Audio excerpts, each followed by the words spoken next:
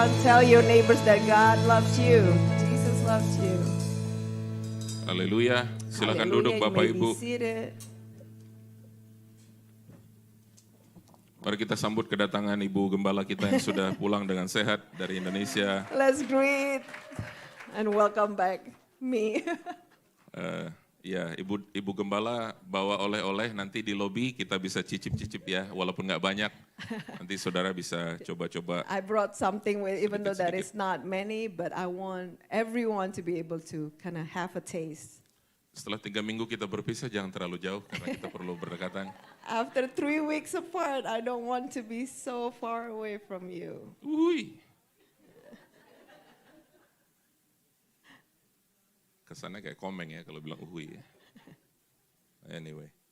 Saudara, di bulan ini kita mendapatkan satu tema yang luar biasa. This month we receive a great message. Tema yang luar biasa. It's a great message. Saudaraku, kebiasaan orang Yahudi dalam penanggalan mereka di kalender mereka, maka di akhir bulan September setiap tahun itu mereka masuk tahun yang baru. The habit in the Jewish calendar, every time they enter into a new year, it was marked with something. By the end of September every year. Di akhir dari bulan September setiap tahun. Nah, untuk pesan Tuhan di bulan ini, saudaraku. And for the message of God of this month, Tadi kita sudah perkatakan berulang-ulang. we have say it over and over at the beginning. Permulaan yang baru. A new beginning. Sama-sama katakan, a new beginning. Say it together with me, a new beginning. 1, 2, 3. A new beginning. Katakan kiri kanan saudara, a new beginning. Say it to your neighbors, it's a new beginning. Permulaan yang baru. Yesaya 43 ayat 19. Isaiah 43, verse 19. Lihat, aku hendak membuat sesuatu yang baru, yang sekarang sudah tumbuh. Belumkah kamu mengetahuinya? Ya, aku hendak membuat jalan di padang gurun dan sungai-sungai di padang belantara.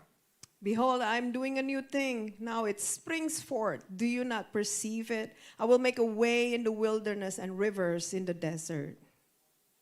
Wow, Tuhan bilang apa? Dia hendak membuat sesuatu yang baru. God says what? Behold, I am doing a new thing. Berapa banyak saudara mau menerima sesuatu yang baru dari Tuhan? How many of you want to receive a new thing from the Lord? Haleluya. Hallelujah. Saudara yang percaya, saudara menerima. If you believe, you will receive it. Nah, di dalam pesan Tuhan bulan ini lewat gembala kita, Now, the word of God through our senior pastor, waktu kita masuk dalam bulan yang baru ini dikatakan apa? New beginning itu berarti ada sesuatu yang penting kita harus renungkan, ada sesuatu yang penting yang kita harus gumulkan supaya kita menanggalkan semua yang lama. there's one of the things that he said that when we enter into a new beginning, we have to put off something in the past, the old things. Jangan lagi mengingat yang sudah lewat-lewat, yang dahulu. Do not remember the former things. Poin yang pertama kita belajar, Number one that we need to learn Mazmur 51 ayat 11, 12, dan 13. is taken from Psalm 51. Ayat yang ke-11, 12, Verse dan 11. 13. Through 13. Demikian firman Tuhan. Sembunyikanlah wajahmu terhadap dosaku, hapuskanlah segala kesalahanku. Jadikanlah hatiku tahir ya Allah, dan perbaharuilah batinku dengan roh yang teguh. Janganlah membuang aku dari hadapanmu, dan janganlah mengambil rohmu yang kudus daripadaku. In the English Bible, it starts from verse 9 actually. Hide your face from my sins and blot out all my iniquities. Create in me a clean heart, O God, and renew a right spirit within me. Cast me not away from your presence, and take not your Holy Spirit from me. Di ayat 12 tadi ini merupakan satu poin yang pertama, dikatakan jadikanlah hatiku tahir ya Allah, dan perbaharuilah batinku dengan roh yang teguh. In verse 10, it says, create in me a clean heart, O God, and renew a right spirit within me. Poin yang pertama kita belajar dari gembala kita, tuntunannya adalah untuk kita menerima perubahan, menerima hasil yang lebih baik. Number one that we need to learn, in order for us to receive a new thing, we need to be expectant Kita perlu of a mengalami result. kita perlu mengalami pembaharuan di dalam batin kita. And then we need to have this renewal in our spirit. Bukan hanya pembaruan sekedar pembaruan batin, tetapi pembaruan batin dengan roh yang teguh. And it says, renew a right spirit, not only just a mere spirit, but a right spirit within you. Haleluya. Hallelujah. Dengan apa? Roh yang teguh, bukan roh yang gampang terombang-ambing. A right spirit, on in other word, a steadfast spirit that is immovable. Bukan roh yang lemah, tapi roh yang teguh. It is not a weak spirit, but it's a steadfast and firm spirit. Nah, poin yang kedua, Number 2, dalam permulaan yang baru ini kita belajar dari Matius pasal yang ke-26, ayat yang ke-69 mulai. from Matthew 26. Matius 26 ayat 69 mulai. Matthew 26 starts from verse 69. Sementara itu Petrus duduk di luar halaman, maka datanglah seorang hamba perempuan kepadanya, katanya, engkau juga selalu bersama-sama dengan Yesus, orang Galilea itu. Tetapi ia menyangkalnya di depan semua orang, katanya, aku tidak tahu apa yang kau maksud. Ketika ia pergi ke pintu gerbang, seorang hamba lain melihat dia dan berkata kepada orang-orang yang ada di situ, orang ini bersama-sama dengan Yesus, orang Nazaret itu. Dan ia menyangkalnya pula, Petrus menyangkalnya pula dengan bersumpah, aku tidak kenal orang itu. Tidak lama kemudian orang yang ada di situ datang kepada Petrus dan berkata, pasti engkau salah satu seorang dari mereka, itu nyata dari bahasamu, 74 dan 75. Maka mulailah Petrus mengutuk dan bersumpah, aku tidak kenal orang itu. Pada saat itu berkokoklah ayam, maka teringatlah Petrus akan apa yang dikatakan Yesus kepadanya. Sebelum ayam berkokok, engkau telah menyangkal aku 3 kali. Lalu ia pergi keluar dengan menangis dengan sedihnya. Story how Peter denies Jesus. Now Peter was sitting outside in the courtyard, and a servant girl came up to him and said, you were also with Jesus the Galilean. But he denied before them, saying, I do not know what you mean. And when he went out to the entrance, another servant girl saw him, and she said to the bystanders, this man was with Jesus of Nazareth. And again he denied with an oath, I do not know the man. After a little while, the bystanders came up and said to Peter, certainly you too are one of them, for your accent betrays you. Then he began to invoke a curse on himself and to swear, I do not know the man. And immediately the rooster crowed. And Peter remembered the saying of Jesus, before the rooster crows, you will deny me 3 times. And he went out and wept bitterly. Saudaraku, 3 kali Petrus dikenali dengan tanda-tanda. 3 kali Petrus dikenali oleh orang-orang di sekitar. For 3 times, the people surround Peter recognize him. 3 kali juga Petrus menyangkal And kalau 3 dia kenal times, sama Yesus. Peter did deny that he knew Jesus. 3 kali tanda-tanda itu sudah jelas, mereka confirm ini nih, Petrus kamu pasti salah satu dari mereka, pengikutnya Yesus. And they all told him, we know you, this man was with Jesus of Nazareth. Bahkan ada satu lagi yang mereka begitu tegas bilang, ini kami kenali dari bahasamu, dari logat kamu. We know by the accents, your accents. Wow. Ada satu kali saudaraku kejadian di Philadelphia. There's one incident in Philadelphia. Seorang laki-laki tanya, ada 2 orang perempuan sedang berjalan di trotoar. A man asked 2 girls that was walking on the Laki-laki ini pavement. orang Indonesia. This guy was an Indonesian. Laki-laki ini tanya sama 2 perempuan ini, kamu orang Indonesia ya? And he asked those 2 girls, are you Indonesians? 2 perempuan ini menjawab serentak, dia bilang, no, we're orang Kamboja. You got it? And both girls reply, no, we are Cambodian, but with an Indonesian word. Jawabnya begini, no, we are orang Kamboja. Dari situ saudara bisa tahu nggak kalau ini orang Indonesia apa bukan? From there, you know that actually they are Indonesians because they use the Indonesian word, in replying. No, we are orang Kamboja. No, we are orang Kamboja. Orang is in an Indonesian word. Petrus itu sudah dikenali dari aksennya. Peter You was dari utara, you known. dari Galilea. Peter was recognized by his accent. Petrus bilang apa? And Peter said, what? Kagak, gue bukan dari sono gitu. Nah dengan logatnya diketahuan. No, even when he replied with his accent, people would know. 3 kali dia menyangkal. 3 times he denied. Tapi poinnya adalah Yesus sudah tahu bakal disangkal oleh Petrus. But the point is, Jesus knew beforehand that this would happen. Yesus bilang, sebelum ayam berkokok pagi-pagi, hai Petrus, engkau sudah sangkal aku 3 kali. And Jesus says that before the rooster crows, you have denied me 3 Sebelum times. Yesus bilang begitu, Petrus bilang begini, yang lain tinggalin engkau ya Rabi, aku tidak akan tinggalkan engkau. And even though Peter said to Jesus, even though the other desert you, I will never ever desert you. Saudara dan saya mungkin pernah ngalamin yang namanya kita menyangkal Tuhan. Sekali, 2 kali, mungkin lebih dari hidup kita. Maybe in one time in your life, you have experienced that time where you deny Christ. Tuhan memberikan kesempatan untuk kita berbalik seperti dia beri kesempatan kepada Petrus. Just like he gave opportunity to Peter to turn around, he will give you the same opportunity. Poinnya adalah Petrus bertobat. The point is Peter repented. Ayat yang ke-75 berkata, maka teringatlah Petrus apa yang dikatakan Yesus kepadanya. Verse 75 says, and Peter remembered the saying of Jesus. Pertobatan saudara dan saya akan diawali dengan apa yang menjadi perkataan Tuhan, firman Tuhan. Itu membawa kita dalam pertobatan. Your repentance and my repentance started with the saying of Jesus, how you remember what he said. Pertobatan kita janganlah di-drive oleh feeling atau perasaan emosi kita. Don't let the feelings drive or our emotion drive our repentance. Tapi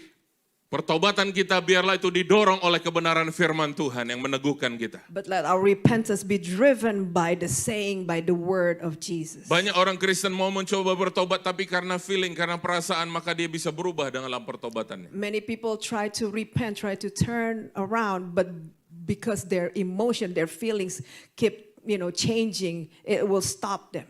Tapi kalau saudara dan saya didorong oleh kebenaran firman Tuhan, maka pertobatan kita bisa menjadi murni. But if you were driven by the word of God, by the truth, that your repentance will be pure. Salah satu contoh pertobatan. For example, Katakan hidup kita nggak kudus. let's say we live an unholy life. Kita suka mendukakan Tuhan.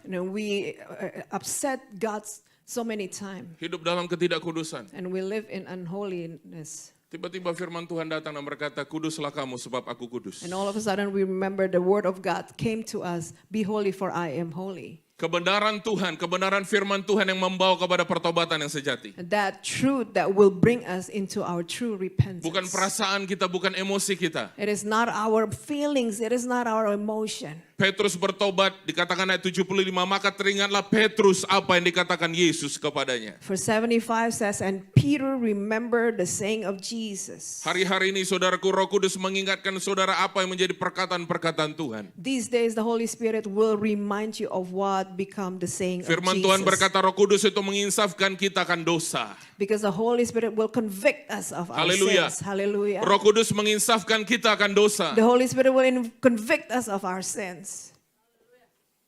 Bukan perkataan kiri kanan, bukan perkataan teman, saudaraku, bukan hal lain, tapi kebenaran firman Tuhan yaitu di dalam Roh Kudus. It is not the saying of your neighbors, of your surroundings, of your friends, but the saying of the Holy Spirit of Jesus himself.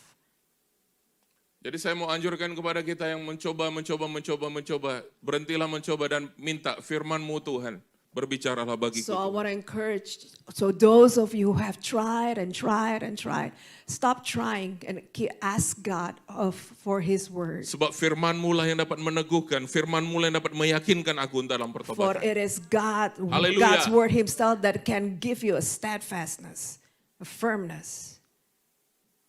Poin yang ketiga, Number 3.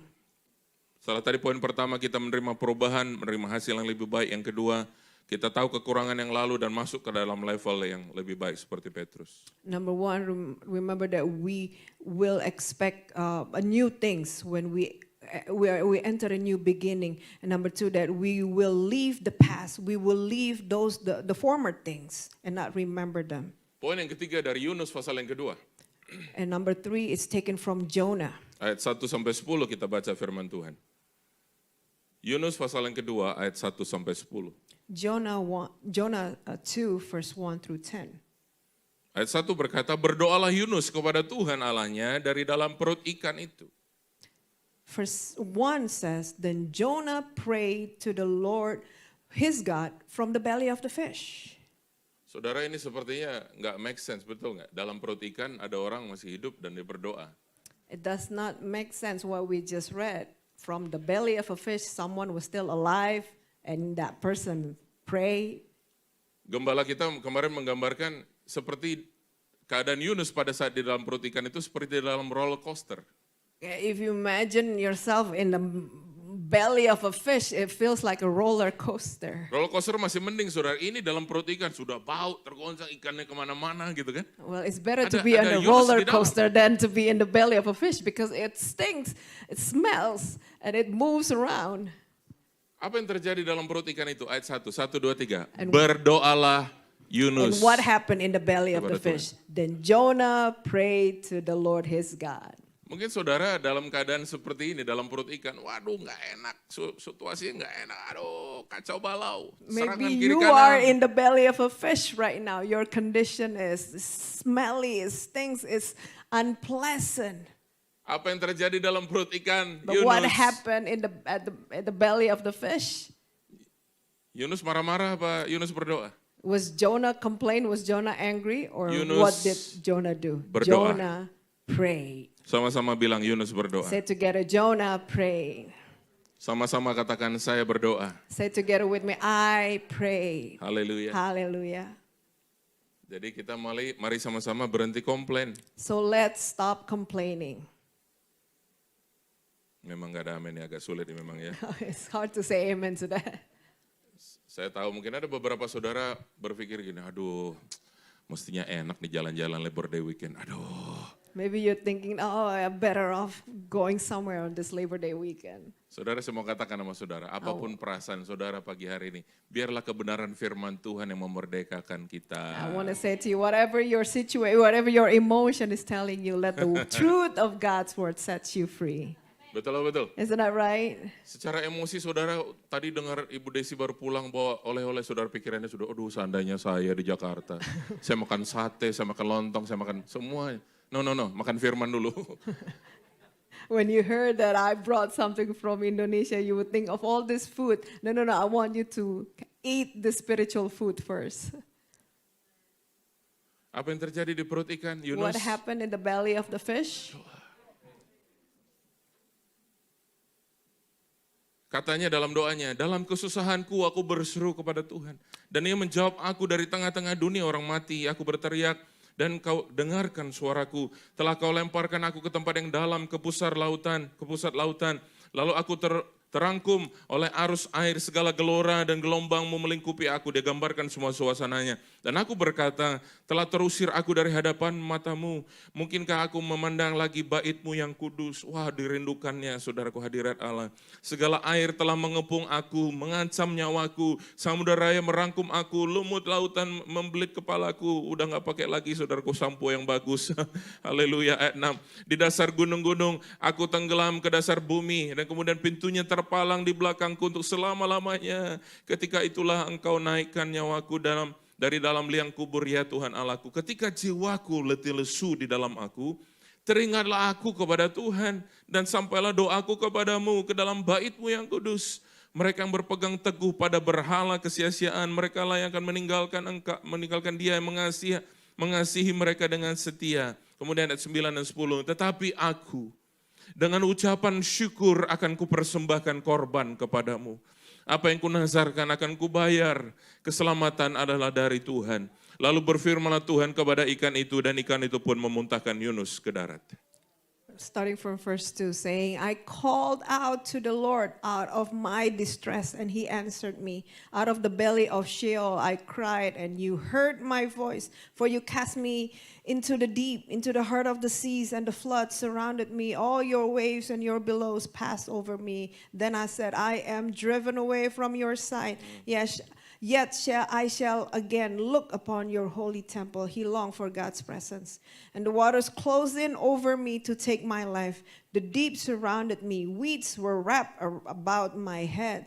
At the roots of the mountains I went down to the land, whose bars closed upon me forever. Yet you brought up my life from the pit, O Lord my God. When my life was fainting away, I remembered the Lord, and my prayer came to you into your holy temple. Those who pay regard heart to vain idols. Forsake their hope of steadfast love. But I, with the voice of thanksgiving, and will sacrifice to you what I have vowed I will pay. Salvation belongs to the Lord. And the Lord spoke to the fish, and it vomited Jonah out upon the dry land. Haleluya. Waktu Tuhan masukkan kita di dalam proses, saudaraku, seperti perut ikan itu. Perut ikan itu tidak bisa digest Yunus. Sebaliknya dalam perut ikan itu, saudaraku, Tuhan bisa proses dia selama 3 hari. It's amazing how the fish cannot digest, like the belly did not consume Jonah, but yet God gave Jonah 3 days. Gembala kita kemarin sedikit lelucon, dia bilang gini, bersyukur sama Tuhan karena Yunus itu dicampakkan lewat mulutnya, bukan lewat belakang, katanya. We should be grateful that God vomited, like the fish vomited Jonah out of its mouth, and then it's back, it's not the back.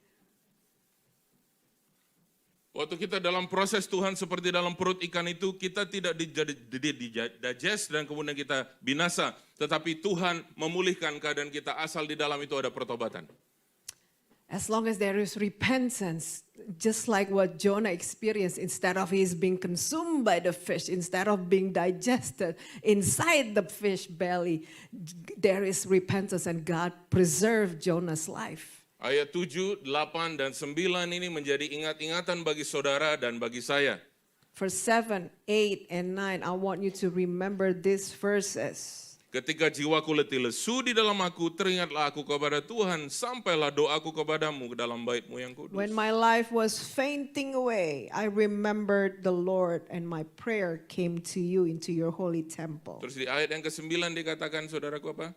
Dengan ucapan syukur akan kupersembahkan korban kepadamu. And verse 9 says, what? But I, with the voice of thanksgiving, will sacrifice to you. Apa yang kunazarkan akan kubayar. What I have vowed, I will pay. Haleluya. Hallelujah. Dan Yunus berkata, keselamatan adalah dari Tuhan. And Jonah says, salvation belongs to the Lord. Poin yang ketiga ini kita belajar, saudaraku, bahwa kita berhasil memilih kehidupan yang lebih baik, bukan hanya untuk diri kita, tetapi juga untuk orang lain. So this number 3 taught us how the success is not only for us, but for others also. Karena waktu Tuhan mau utus Yunus ke Niniwe, dia berpikir biarin aja Niniwe itu binasa. Because when God was about to send Jonah to Nineveh, Jonah was just thought that let's just let Nineveh got destroyed and wiped away. Yunus tahu betapa dosa yang luar biasa ada di Niniwe. And Jonah know for sure how big the sins of the people of Nineveh. Tapi waktu dia bertobat, saudaraku, Tuhan pakai Yunus luar biasa. Niniwe dimenangkan untuk hormat kemuliaan Tuhan. But when Jonah repented, God used Jonah for the people of Nineveh, and Nineveh was saved. Tahun 1997, 1997, waktu saya datang dari Indonesia, when I came from Indonesia, tinggal di Delaware, kerja di pabrik waktu itu. I live in Delaware, state of Delaware, and I work in a factory there. Satu kali dalam hari libur, kalau nggak salah Sabtu atau Minggu, itu ada teman yang bawa dari Delaware pergi ke kota Philadelphia.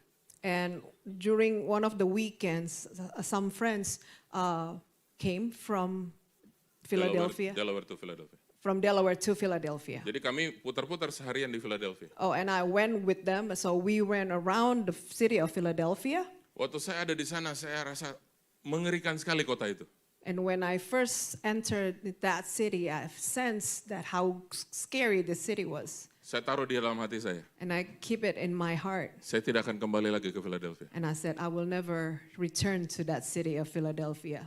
Waktu saya melayani Tuhan full time tahun 99. And 2 tahun kemudian. And 2 years later, 1999, when I decided to be a full-time minister, Gembala kita, Pak Nehemia, kirim saya tiap minggu ke Philadelphia. my senior pastor, Pastor Nehemiah, sent me every week to serve the people in Philadelphia. Saya sudah putuskan tahun 97, saya tidak akan kembali lagi ke sini. Meanwhile, in 1997, I said to myself, I will never ever go back to the city.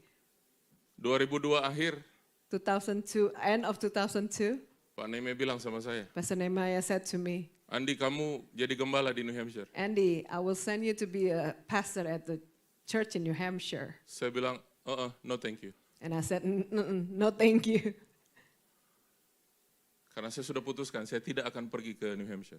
Because I already made a decision also that I won't go to New Hampshire. Terlalu banyak politik. There's too much politics. Bukan politik Republikan Demokrat, bukan. I'm not talking about Republican or Democrats, Politik di dalam gereja. but politics inside the church. Kenapa saya tahu? Why do I know? Sudah beberapa orang telepon saya dulu dari New Hampshire. Because a couple of people called me up from New Hampshire. Nanti kalau kamu di sini kamu begini-begini. Nanti kalau kamu di sini kamu begini-begini. When you got here, you will do this and this and that. When you got here, you will be like this and this and this. Oh, haleluya. Oh, hallelujah. Saya bilang Pak Nehemiah, And no I thank said you. to Pastor Nehemiah, no, thank you. Waktu saya bilang no thank you kepada gembala, ada gembala agung bilang, you have to go. When I said no to Pastor Nehemiah, there's another great pastor, great shepherd from above and says, you Oh. have to go. Jenderal bilang saya bilang sama jenderal tidak, ada yang bilang panglima, jenderalnya bilang harus berangkat. When I said Saya no harus to nurut. the general, the great of general, the generals of generals sent me. Ada mungkin saudara di sini yang punya nazar A, B, dan C. Maybe some of you have said a vow, A, B, or C. Nazar itu adalah janji sama Tuhan. Vow is a promise to God. Engkau sedang dalam perut ikan sekarang. Maybe you are in the belly of a fish. Bilang sama Tuhan, Tuhan, nazarku akan kubayar. Said to God today, Sebab that keselamatan God, datang daripadamu. I will pay my vows for salvation comes from you. Ya, memang paling berat ini kalau sudah ngomong. Once again, this is so hard to say amen to. Istri saya tahun 2003 saya nikahi. I married my wife 2003 Dari New York, saudara, ini New Yorker dia. from New York. She's a New Yorker. Menikah dan tinggal beberapa hari di New Hampshire. So we got married and we stayed for a couple of days in New Istri Hampshire. saya bilang gini, can we go back to New York please? And one day my wife said, can we go back to New York? Bisa boleh balik lagi nggak ke New York? It's too quiet here. Terlalu sepi di sini. So bisa bayangkan di New York itu setiap 5 menit, 7 menit, 10 menit itu NYPD lewat, firefighter lewat.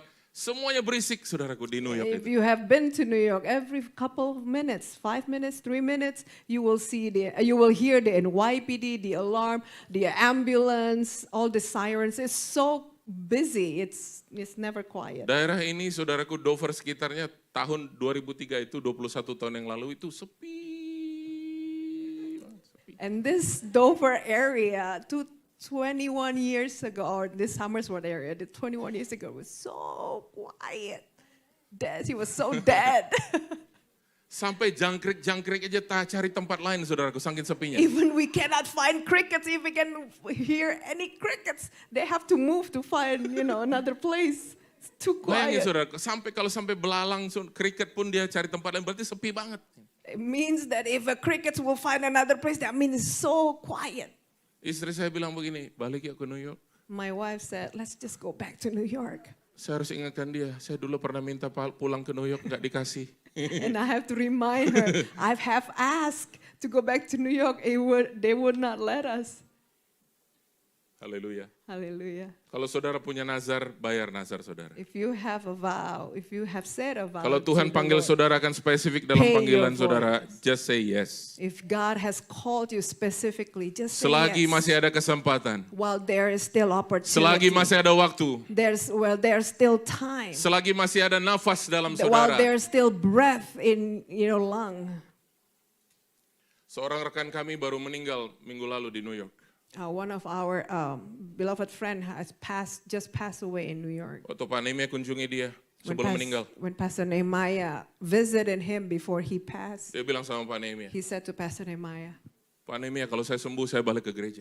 and he said, Pastor Nehemiah, if God healed me, I will go back to church. Kalau saya sembuh saya akan melayani lagi. Pastor Nehemiah, if God healed me, I will serve God again.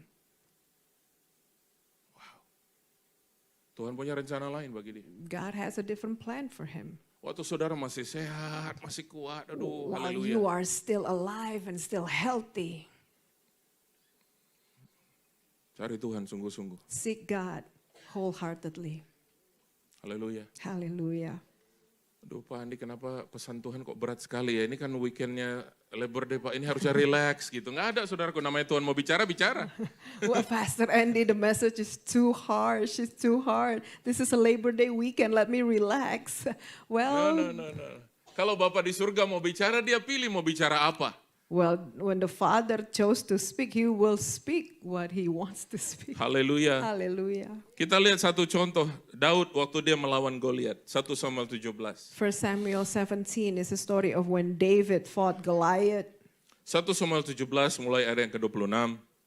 1 Samuel 17 starting from verse 26. Lalu berkatalah Daud kepada orang-orang yang berdiri di dekatnya, apakah yang akan dilakukan kepada orang yang mengalahkan orang Filistin itu? Dan yang menghindarkan cemooh dari Israel. Kemudian, siapakah orang Filistin yang tak bersunat ini sampai ia berani mencomoohkan barisan daripada Allah yang hidup?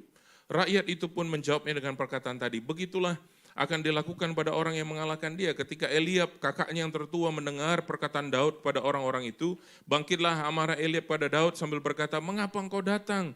Pada siapa kau tinggalkan kambing domba yang 2-3 ekor itu di padang gurun? Aku kenal sifat pemberanimu dan kejahatan hatimu. Engkau datang kemari dengan maksud melihat pertempuran.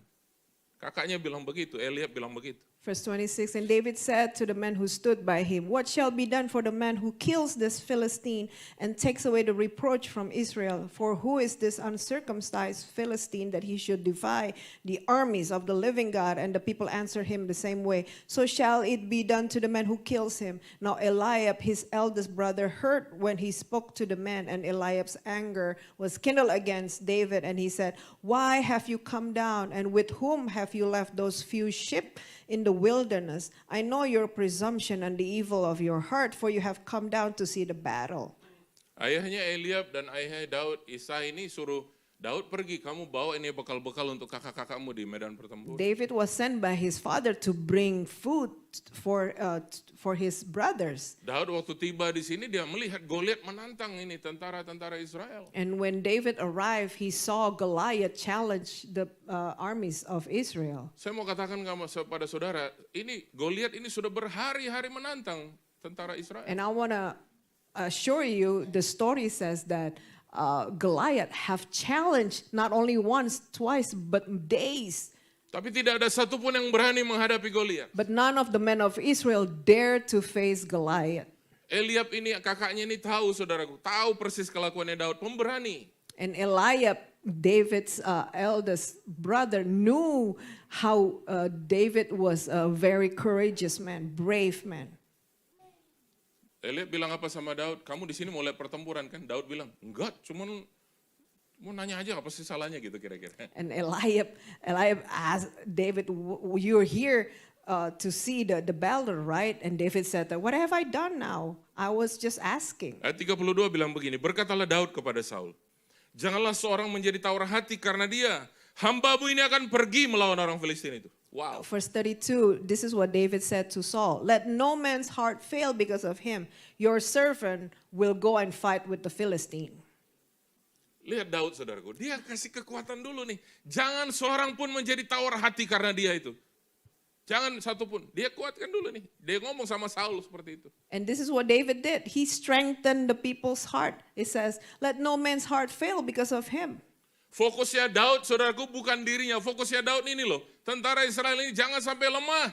And Jangan sampai dihina oleh orang Filistin itu. David's focus was not on himself, but on the armies, on the men of Israel. And he decided to strengthen them by saying, let no man's heart fail because of Goliath. Ayat 33, Saul bilang begini, tidak mungkin kau dapat menghadapi orang Filistin itu untuk lawan dia. Sebab engkau ini masih muda, sedang dia sejak masa mudanya telah menjadi apa? Prajurit, sama-sama bilang prajurit. Verse 33, Saul said to David, you are not able to go against this Philistine to fight with him, for you are but a what? A youth, and he has been a man of war from his youth. Apa respon daripada Daud ayat 34? Hambamu ini biasa mengembalakan kambing domba ayahnya. Apabila datang singa atau beruang yang menerkam seekor domba dari kawanannya, maka aku mengejarnya, menghajarnya, dan melepaskan domba itu dari mulutnya. Kemudian apabila ia berdiri menyerang aku, maka aku menangkap janggutnya, lalu mengajarnya dan membunuhnya. Baik singa maupun beruang telah dihajar oleh hambamu ini. Dan, lihat, orang Filistin yang tidak bersunat itu akan sama seperti salah satu dari binatang itu. Karena apa?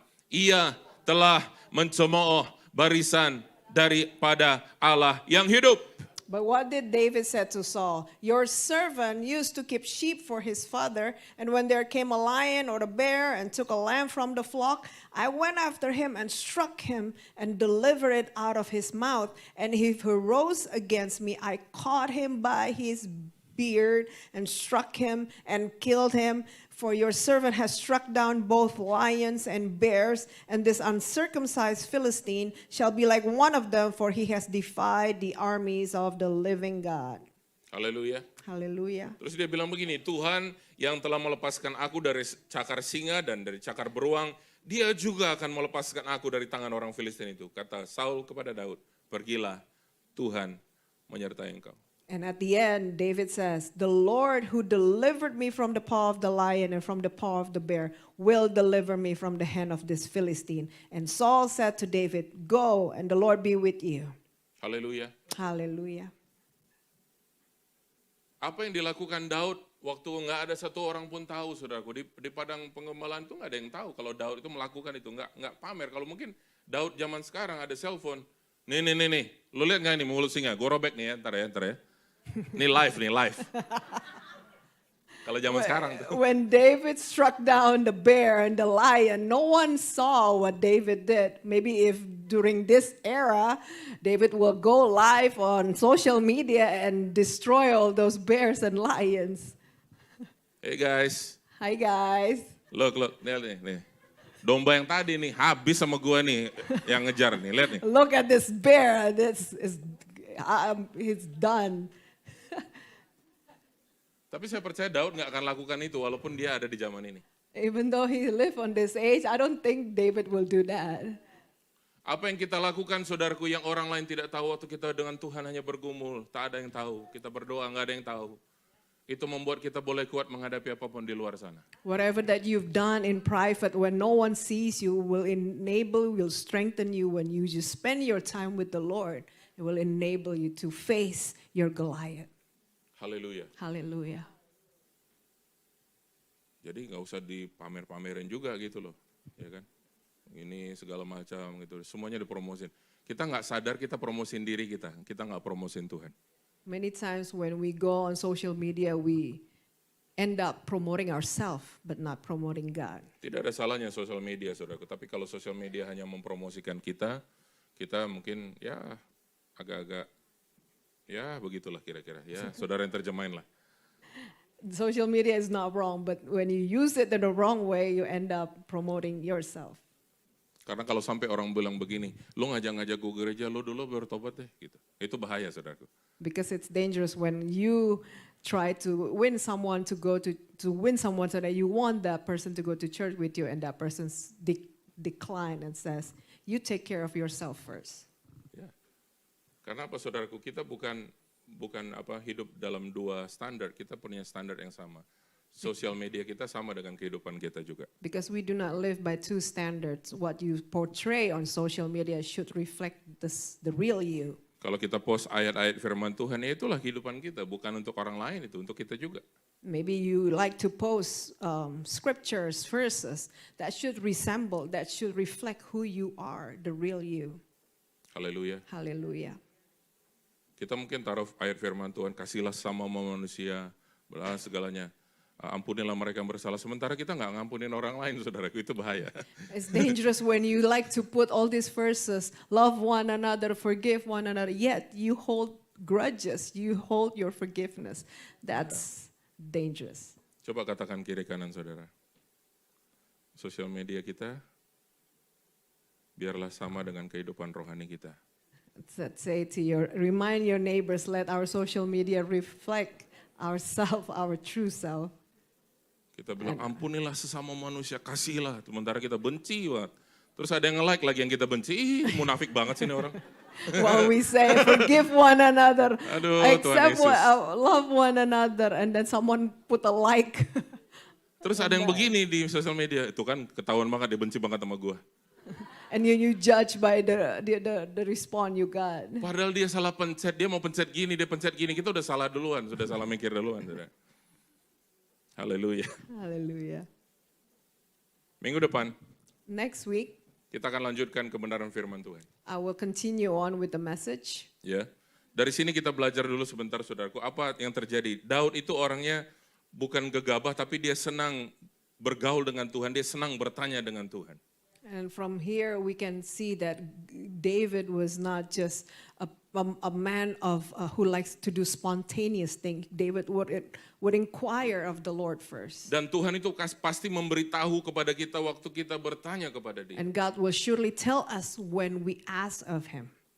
Mari kita terus membaca, merenungkan firman Tuhan, sebab firman itu adalah hidup dan kekuatan And bagi I setiap want to saudara. encourage you to continue to read the word of God because it will be a strength for you, for your body. Mari kita berdiri Let bersama-sama, all kita lihat stand. firman Tuhan. Ibrani pasal yang keempat ayat 12. Well, we open Hebrews 12.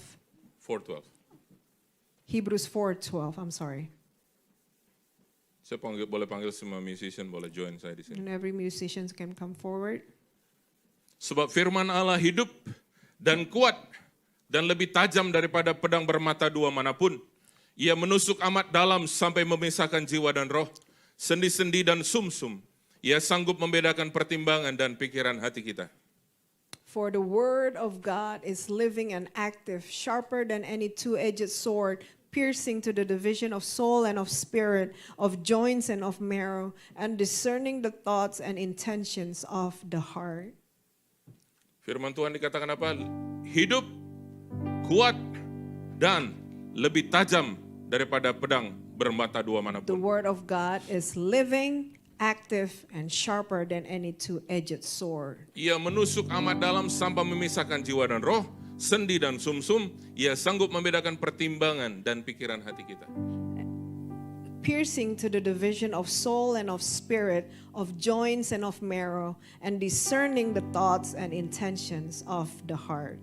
Kalau kita dengar firman Tuhan keras mungkin siang hari ini, itu saudaraku sedang menusuk ke dalam hidup kita. Maybe you felt like the word is too harsh. It is penetrating deep into your heart. Tapi saudaraku, itu satu indikasi bahwa firman itu sedang bekerja dalam kita. But it's one indication that the word is at work in us. Waktu kita punya pertahanan, dia tidak masuk menusuk.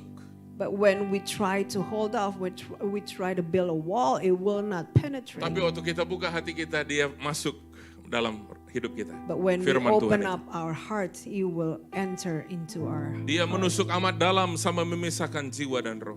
piercing to the division of soul and of spirit. Bahkan firman Tuhan itu yang tajam itu sanggup membedakan pertimbangan dan pikiran hati kita. And able to discern the thoughts and intentions of the heart. Pejamkan mata kita. Let's close our eyes.